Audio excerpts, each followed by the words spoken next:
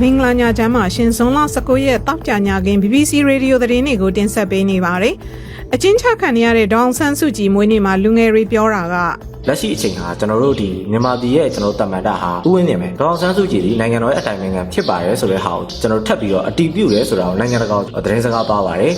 ်မြန်မာမှာအယက်သားအစိုးရအသွင်ပြောင်းသွားပြီမဲ့စာရေးဆရာတွေကိုနောက်ကျောင်းပြန်ဖမ်းနေတဲ့အပေါ်သုံးသပ်သူအမြင်ကပေါ်မှာဒီမှာတော့တကယ်တော့ပုံနှိမ့်ခြင်းနဲ့ထောက်ဝဲခြင်းဦးတွေအဲ့ကခွင့်ပြုပြီးသားဟာတွေကိုအခုလိုနောက်ကျောင်းပြန်ဖိုင်းနေဆိုတော့ကျွန်တော်ထင်တယ်မြန်မာပြည်ရဲ့လွတ်လပ်စွာပြောဆိုခွင့်အခြေအနေကပို့ပြီးတော့ဆိုးရတဲ့အခြေအနေပိုရောက်သွားပြီပေါ့ဗျာဒီအကြောင်းတွေနားဆင်ရဖို့ရှိပါတယ်ကျမစန္ဒာဝင်းပါရှင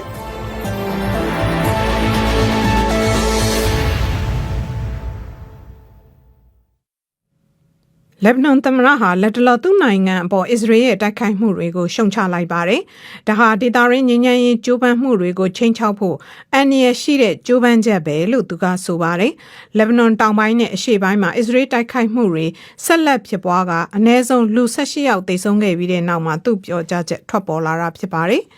အမေရိကန်နဲ့အီရန်တို့ကြားငြိမ်းချမ်းရေးသဘောတူညီချက်ထဲမှာလက်ဘနွန်မှာဖြစ်နေတဲ့တိုက်ပွဲတွေအဆုံးသတ်ဖို့အချက်တရက်ပါဝင်ပေမဲ့လက်ဘနွန်မှာတော့တိုက်ပွဲတွေဆက်ဖြစ်နေသေးပါလက်ဘနွန်ကျန်းမာရေးအရာရှိတွေအဆိုအရတောင်ပိုင်းမှာအစ္စရေးလေကြောင်းတိုက်ခိုက်မှုအတွင်းအနည်းဆုံးလူ18ယောက်သေဆုံးခဲ့တယ်လို့အတည်ပြုပါတယ်အစ္စရေးစစ်တပ်ကတော့အီရန်ကြောက်နောက်ခံပေးထားတဲ့ Hezbollah အဖွဲ့နဲ့ဆက်နွယ်တဲ့အဖွဲ့ဝင်ဒါဇင်ပေါင်းများစွာကိုလက်ဘနွန်တဝမ်းကပြစ်မှတ်80ခုတိုက်ခိုက်မှုအတွင်းမှာတပ်ဖြတ်ခဲ့တယ်လို့ပြောပါတယ်။ဒါအပြင်သူတို့ဘက်ကစစ်သား4ယောက်လည်းသေဆုံးသွားတယ်လို့ဆိုပါတယ်။အမေရိကန်နဲ့အီရန်ကြားဓာတ်ရိုက်ညှိနှိုင်းဆွေးနွေးမှုတရက်ကိုဒီနေ့ဆွစ်ဇာလန်မှာကျင်းပဖို့စီစဉ်ထားခဲ့ပေမဲ့ရွှေ့ဆိုင်းလိုက်ရပါတယ်။ဒုတိယသမ္မတ JD Vance ဟာပြင်ဆင်မှုတွေမပြီးသေးလို့ခီးစဉ်ကိုနောက်ရွှေ့ထားတဲ့အိမ်ဗျူတော်ကပြောပေမဲ့နီးပညာပိုင်းဆိုင်ရာဆွေးနွေးမှုတွေကိုအမြန်ဆုံးစဖို့မျှော်လင့်နေတယ်လို့ဆိုပါတယ်။လက်ဘနွန်မီဒီယာတွေမှာတော့အခုလိုရွှေ့ဆိုင်းရတာဟာနိုင်ငံတောင်ပိုင်းမှာအစ္စရေးရဲ့တိုက်ခိုက်မှုတွေဆက်လက်ဖြစ်ပွားနေတာကြောင့်လို့ဖော်ပြထားပါတယ်။ American Iran သဘောတူညီချက်မှာအီရန်ရဲ့နျူကလ িয়ার အစီအစဉ်တွေကိုဘယ်လိုကန့်သတ်မလဲဆိုတဲ့ကိစ္စအပါအဝင်အရေးကြီးတဲ့ပြဿနာတွေကိုမဖြေရှင်းနိုင်သေးပဲကြန့်ရှိနေသေးပါ။တစ်ချိန်တည်းမှာအမေရိကန်ဟာနာဇီတွေနဲ့ဆက်ဆံနေတယ်လို့အစ္စရေးလက်ယာစွန်းဝါဒီလုံခြုံရေးဝန်ကြီးဘန်ဂဗီယာကဆွဆွဲပြောကြားလိုက်ပါတယ်။အမေရိကန်နဲ့အီရန်ကြားသဘောတူညီချက်ကိုအစ္စရေးကအစိုးမြင်ကန့်ကွက်တဲ့အပေါ်အမေရိကန်ဒုသမ္မတ JD Vance ကအပြင်းအထန်ဝေဖန်ခဲ့ပြီးတဲ့နောက်မှာအခုလိုဆွဆွဲချက်ထွက်ပေါ်လာတာပါ။ဆယ်စုနှစ်ပေါင်းများစွာနှိစက်တဲ့ဆက်ဆံရေးတွေရှိလာတဲ့အမေရိကန်နဲ့အစ္စရေးမဟာမိတ်ဆက်ဆံရေးဟာအခုတော့သဘောကွဲလွဲမှုတွေတိုးလာနေပါတယ်။ Donald Trump တယောက်ကသာအစ္စရေးဘက်ကလိုက်လံဖေးမှကူညီပေးနေတာဖြစ်တယ်။ဒါအပြင်လက်နက်လည်းထောက်ပံ့ပေးနေသူဖြစ်တယ်လို့အစ္စရေးခေါင်းဆောင်တွေကို Mr. Vance ကသတိပေးပြောဆိုလိုက်ပါတယ်။ဒါအပြင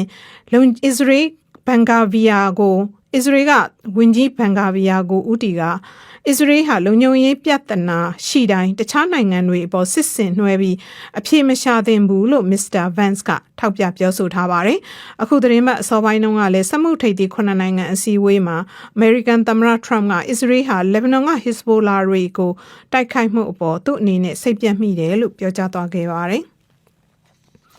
ဆူဒန်မှာအရန်လက်နက်ကင်တပ်ဖွဲ့ RSF နဲ့ပူးပေါင်းတဲ့စင်ပြိုင်အစိုးရအဖွဲ့ကသူတို့ထိန်းချုပ်ဒေသတွေမှာ Doctors Without Borders အကူအညီပေးရေးအဖွဲ့ရဲ့လုပ်ငန်းဆောင်တာတွေကိုရပ်ဆိုင်းထားပါတယ်။အိန္ဒိယချက်နိုင်ငံကဆူဒန်ဒုက္ခသည်တွေအတွက်ရွှေ့ပြောင်းနေထိုင်ရေးစခန်းတွေမှာအလုပ်လုပ်နေတဲ့ဝန်ထမ်းတချို့ဟာလိမ်ပိုင်းဆိုင်ရာအလွဲသုံးစားမှုပုံစံတရက်ကျူးလွန်နေတာကိုတွေ့ရှိခဲ့တဲ့အပေါ်အကူအညီပေးရေးအဖွဲ့ရဲ့ဌာနရင်းစုံစမ်းစစ်ဆေးမှုလုပ်ခဲ့ပြီးတဲ့နောက်မှာအခုလိုရပ်ဆိုင်းထားတာပါ။ Doctors Without Borders အဖွဲ့ကအမြဲခံဝန်ထမ်းတွေနဲ့အမြဲမဟုတ်တဲ့ဝန်ထမ်းတွေအပေါ်ဆွဆွဲချက်59ခုကိုစစ်ဆေးခဲ့ပြီးအဲ့ဒီအထက်မှာအသက်မပြည့်သေးတဲ့မိန်းကလေးတွေကိုလိင်ဆက်ဆံမှုအစားအသောက်ပေးခဲ့တယ်ဆိုတဲ့ဆွဆွဲချက်တွေလည်းပါဝင်တယ်လို့ပြောပါတယ်။အာဖဂန်နစ္စတန်ကာကွယ်ရေးဝန်ကြီးကသူတို့လေတပ်ဟာပါကစ္စတန်မှာပုံအောင်နေတဲ့အစ္စလမ်ဝါဒီစစ်သွေးကြွတွေကိုမနေ့တညလုံးတိုက်ခိုက်ခဲ့တယ်လို့ပြောပါရယ်။နယ်စပ်ဖြတ်ကျော်လာတဲ့စစ်သွေးကြွတွေရှိရာဘလူချစ္စတန်နဲ့ခိုင်ဘာပထဝါပြည်နယ်တွေကိုပြစ်မှတ်ထားတိုက်ခိုက်ခဲ့တယ်လို့ X လူမှုကွန်ရက်ပေါ်မှာရေးသားထားပါတယ်။ပါကစ္စတန်ကတော့သူတို့နယ်မြေထဲတိုက်ခိုက်မှုတစုံတရာမရှိဘူးလို့ဆိုပါတယ်။ပါကစ္စတန်နဲ့ အာဖဂန်နစ္စတန်တို့ဟာပြီးခဲ့တဲ့ February လကစပြီးတင်းမာမှုတွေဖြစ်ခါနှစ်ဖက်လူတွေရာနဲ့ချီတိတ်ဆုံးခဲ့ရပါတယ်။နှစ်နိုင်ငံစလုံးဟာအစွန်းရောက်တွေကိုလက်ခံထားတယ်လို့အပြန်အလှန်ဆွဆွဲလျက်ရှိပါတယ်။အိန္ဒိယမှာစေပညာဝင်ခွင့်အရေးကြီးစာမေးပွဲမတိုင်ခင် Telegram Message App ကိုယာယီပိတ်ထားဖို့အစိုးရရဲ့အမိန့်ကိုပယ်ဖျက်ပေးပါလို့ Telegram ကတင်သွင်းတဲ့အယူခံကိုမြို့တော်ဒေလီကတရားရုံးတစ်ခုကပယ်ချလိုက်ပါတယ်။မိကွန်းပေါက်ကြားပြီး App ကိုသုံးဖြတ်နိုင်နေဆိုတဲ့စိုးရိမ်မှုတွေကြောင့်အစိုးရကအဲ့ဒီ App ကိုတပတ်ကြာပြီးခဲ့တဲ့ဇွန်လ16ရက်ကနေလာမယ့်22ရက်အထိပိတ်ခိုင်းခဲ့တာပါ။စာမေးပွဲနဲ့ပတ်သက်လို့အငြင်းပွားမှုတွေကြောင့်ပြီးခဲ့တဲ့လကကျင်းပခဲ့တဲ့စာမွေးရလက်ကိုလည်းဖျက်သိမ်းခဲ့ရပါတယ်။လူခွင့်ရေးတက်ကြွသူတွေကတော့ဒီရက်ဆိုင်မှုဟာစိုးရိမ်ပွဲဖြစ်တယ်လို့ထောက်ပြထားပါတယ်ရှင်။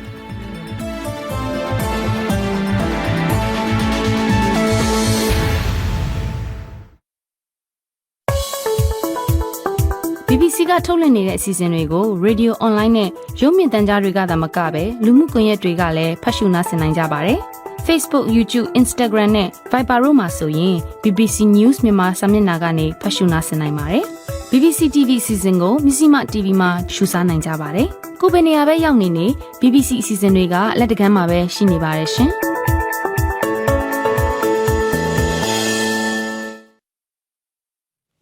ခုတော့သတင်းလွှာတွေလှည့်ပါဒီနေ့ဟာလူထုခေါင်းဆောင်ဒေါအောင်ဆန်းစုကြည်ရဲ့82နှစ်မြောက်မွေးနေ့ပါစစ်တပ်ကဖမ်းဆီးထားတဲ့ဒေါအောင်ဆန်းစုကြည်ကိုတက်ရှိထင်ရှားရှိကြောင်းထုတ်ဖော်ပြသပေးဖို့နဲ့သူ့ကိုချက်ချင်းလွှတ်ပေးဖို့နိုင်ငံတကာအစိုးရတွေ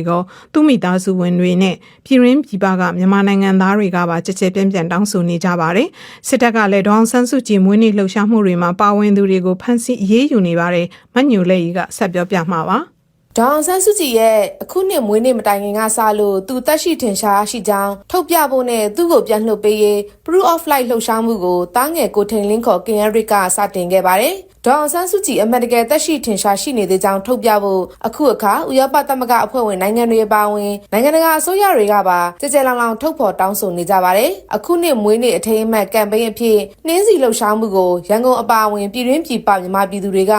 ပို့ပြီးတော့မှကြကြပြက်ပြက်လှုပ်ဆောင်ခဲ့ကြပါတယ်လူငယ်တွေဥဆောင်တဲ့အထွေထွေသပိတ်ပေါင်းဆက်ညီနိုင်ရေးအင်အားစုတွေကတော့ရန်ကုန်ရဲ့လူစီကားတဲ့နေရာတွေမှာနှင်းစီလှုပ်ရှားမှုကိုလှုပ်ဆောင်ခဲ့ကြပါတယ်ရန်ကုန်တော်လှန်ရေးညီနောင်လေးဘွဲ့ရဲ့ဥဆောင်သူရဲဘော်တူကဒီချမ်ပီယံစစ်တပ်ကအခုဒီပန်းတပိတ်နဲ့ပတ်သက်ပြီးတော့ဆိုလို့ရှိရင်လေလက်တွေ့ကြပေါ့နော်ချိန်ချောက်မှုတွေဖိအားပေးမှုတွေရှိတယ်ဈေးသည်တွေကိုဖမ်းဆီးတာမျိုးတွေရှိတယ်ဒီအခုပန်းပန့်ပြီးတော့ဓာတ်ပုံရိုက်တယ်ဆိုလို့ရှိရင်တော့မှပဲလိုက်လံဖမ်းဆီးတာမျိုးတွေရှိတယ်ပေါ့နော်ဒီချမ်ပီယံစစ်တပ်ရဲ့ကြောက်ရွံ့မှုကဒီပန်းလေးတစ်ပွင့်ကိုကင်ပြီးလှုပ်ရှားမှုလုပ်တာတော့မှကြောက်ရွံ့နေဆိုတဲ့ကဒီကျွန်တော်တို့ပြည်သူလူထုရဲ့အသေးနှလုံးကစစ်တပ်ပေါ်မှာဘယ်လောက်ထိဖိအားဖြစ်နေလဲဆိုတာကဟိုလက်တွေ့ကြရှိတယ်ပေါ့နော်ဒေါအောင်ဆန်းစုကြည်ရဲ့တားငယ်ကိုထိန်လင်းကတော့သူ့ရဲ့မိခင်ဖြစ်သူဟာချစ်ခင်တဲ့သူတွေမြမပြည်လူထုတွေနဲ့အတူမွေးနေ့ပွဲမကျင်းပနိုင်အောင်တားဆီးခံရတာ6နှစ်ရှိလာပြီဖြစ်ကြောင်းသူ့မိခင်အတွက်မွေးနေ့ဆုတောင်းစကားကိုသူ့ရဲ့လူမှုကွန်ရက်ရုပ်သံမှာပြောကြားခဲ့ပါတယ်။ပြည်ရင်းကတော်လိုင်းရေးဒေသတွေမှာလည်းဒေါအောင်ဆန်းစုကြည်မွေးနေ့အတွက်လှုပ်ရှားမှုတွေကိုလှုပ်ဆောင်ခဲ့ကြပါတယ်။တော်လိုင်းရေးစိုးမိုးနယ်မြေတစ်ခုကတပိတ်ဆင်နွှဲခဲ့သူတူပြောတာကဒီနှင်းစီလှုပ်ရှားမှုကနေပြည်တွင်းကနေပြီးတော့အော်ဟစ်နေတဲ့ကျွန်တော်အတန်ဒီတဲကမှကျွန်တော်လူလူကောင်းဆောင်အမေစုနဲ့ဒီနိုင်ငံရေးအကျဉ်းသားအားလုံးကျွန်တော်ချွင်းချက်မရှိလွတ်မြောက်ဖို့ပါဒုတိယတစ်ချက်ကတော့ညဘက်အိတ်မဲ့ပြောင်းလုပ်နေတဲ့အထမဆင့်ပူတာဥပဒေချက်ချင်းဖြတ်သိမ်းဖို့လိုပါတယ်တတိယတစ်ချက်ကတော့လက်ရှိအချိန်ဟာကျွန်တော်တို့ဒီမြန်မာပြည်ရဲ့ကျွန်တော်တမန်တာဟာဥဝင်းနေမယ်ဒေါအောင်ဆန်းစုကြည်ဒီနိုင်ငံတော်ရဲ့အတိုင်ပင်ခံဖြစ်ပါတယ်ဆိုတဲ့ဟာကိုကျွန်တော်ထပ်ပြီးတော့အတီးပြုတ်တယ်ဆိုတာကိုနိုင်ငံတကာသတင်းစကားပါပါတယ်တစ်ဖက်မှာလည်းမျိုးဆက်သစ်လူငယ်တွေကိုအာရမစစ်သားစုဆောင်းနေတဲ့ကိစ္စရပ်တွေကိုအမြန်ဆုံးရပ်တန့်ဖို့နိုင်ငံတကာအတိုင်းဝိုင်းအနေနဲ့နီလန်ပေါင်းစုံနဲ့ဖိအားပေးကြဖို့ပြည်ထောင်စုလွှတ်တော်ကိုစားပြုကော်မတီနဲ့အမျိုးသားညီညွတ်ရေးအစိုးရတို့ကတောင်းဆိုထားပါတယ်။ဒီကနေ့လန်ဒန်ကမြန်မာတန်ရုံးရှိမှာလည်းဒေါအောင်ဆန်းစုကြည်ရဲ့မွေးနေ့အထိမ်းအမှတ်24နာရီအစာငတ်ခံဆန္ဒပြတဲ့လှုပ်ရှားမှုကိုလှုပ်ဆောင်နေကြပါတယ်ရှင်။မညူလေးဖြစ်ပါတယ်။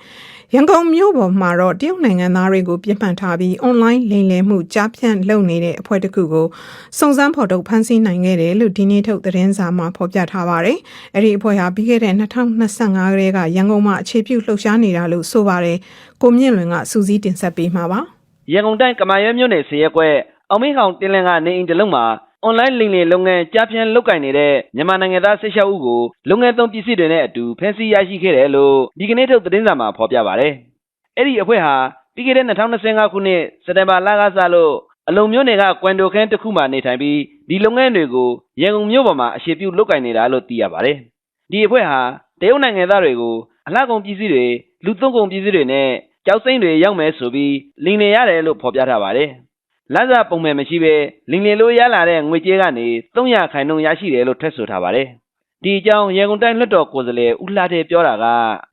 လူကြီးဒူတန်းမှုဒူတန်းသားပေါင်းစုံနေထိုင်မှုကို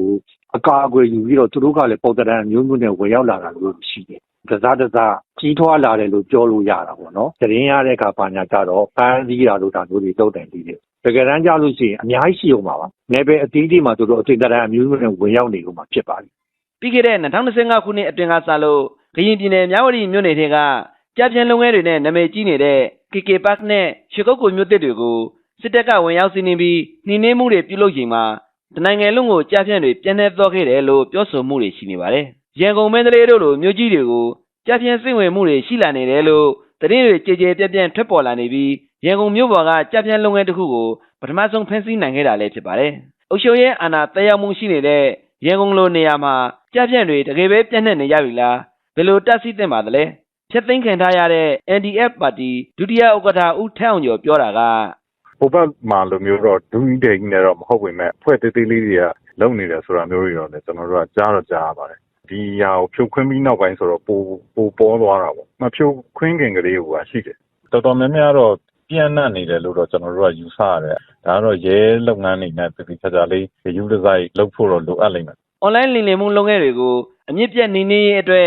ကော်မတီတရက်ဖွဲ့စည်းပြီးနှိမ်နင်းရေးလုပ်ငန်းတွေကိုဆောင်ရွက်နေတယ်လို့ဂျွန်လ18ရက်နေ့ကျင်းပခဲ့တဲ့တတိယအကြိမ်ပြည်သူ့လွှတ်တော်အစည်းအဝေးမှာပြည်ထောင်စုဒုတိယဝန်ကြီးဗိုလ်ချုပ်မင်းသူကပြောကြားခဲ့ပါတယ်။ကိုမြင့်လွင်ဖြစ်ပါတယ်။စစ်တပ်ကဖမ်းဆီးထားတဲ့စာရေးဆရာဦးတင်ညွန့်နဲ့စာအုပ်ထုတ်ဝေရေးလုပ်တဲ့သားဖြစ်သူတို့ဟာဇွန်လ18ရက်နေ့ကပုံမှန်905ကကြီးနဲ့ထောင်3နှစ်စီချမှတ်ခံလိုက်ရပါတယ်။ရတာအစိုးရလို့အသွင်ပြောင်းပြီးသမရယာတို့ရယူထားတဲ့ဦးမင်းအောင်လှိုင်လက်ထက်လွတ်လပ်စွာထုတ်ဖော်ပြောဆိုခွင့်ဟာအာဏာသိမ်းလက်ထက်တုန်းကတော့မှပိုဆိုးရွားလာတယ်လို့ပြောဆိုမှုတွေရှိနေပါတယ်။ဒီကြောင့်မနှင်းမှုကပြောပြပေးမှာပါ။နိုင်ငံရေးနဲ့တုဒ္ဒယတစာပေတွေကိုရေးသားတဲ့အမျိုးသားစာပေဆုရှင်စာရေးဆရာတင်ညွန့်နဲ့ထုတ်ဝေသူဖြစ်တဲ့ကိုနေထွန်းတို့ကိုအင်းစိန်ကျင်းထောင်ထဲကအထူးတရားရုံးမှာမနေ့ကထောင်ဒဏ်3နှစ်စီချမှတ်ခဲ့ပြီးလက်ရှိအင်းစိန်ထောင်မှာပဲထိန်းသိမ်းထားတယ်လို့မိသားစုနဲ့နှိစက်သူတွေကပြောပါတယ်။ဆရာတင်ညွန့်ကို2015နဲ့2020တုန်းကသူရေးသားခဲ့တဲ့ခွေးထိန်ငတာဗိုလ်ချုပ်တွေ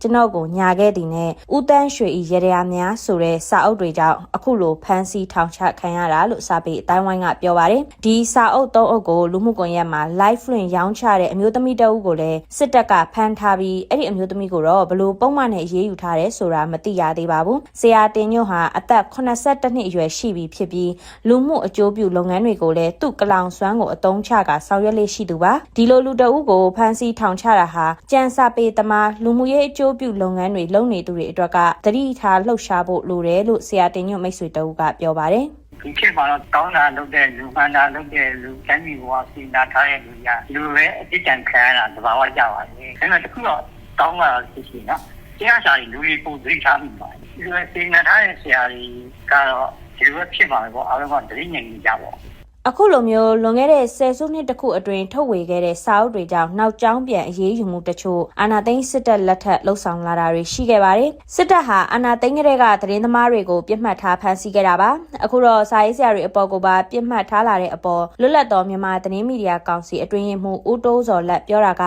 ပုံမှန်ဒီမှာတော့တကယ်တော့ပုံနှိပ်ခြင်းနဲ့ထုတ်ဝေခြင်းဥတွေအဲ့ကခွင့်ပြုပြီးသားဟာတွေကိုအခုလိုနောက်ကျောင်း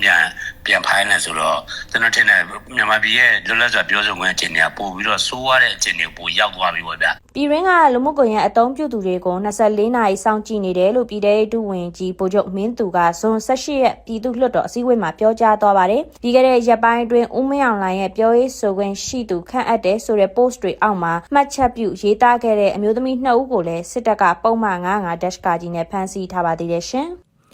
လွတ်လပ်စွာထုတ်ဖော်ပြောဆိုခွင့်နဲ့ပတ်သက်လို့မနှင်းမို့ပြောပြပေးခဲ့တာဖြစ်ပါတယ်ရှင်။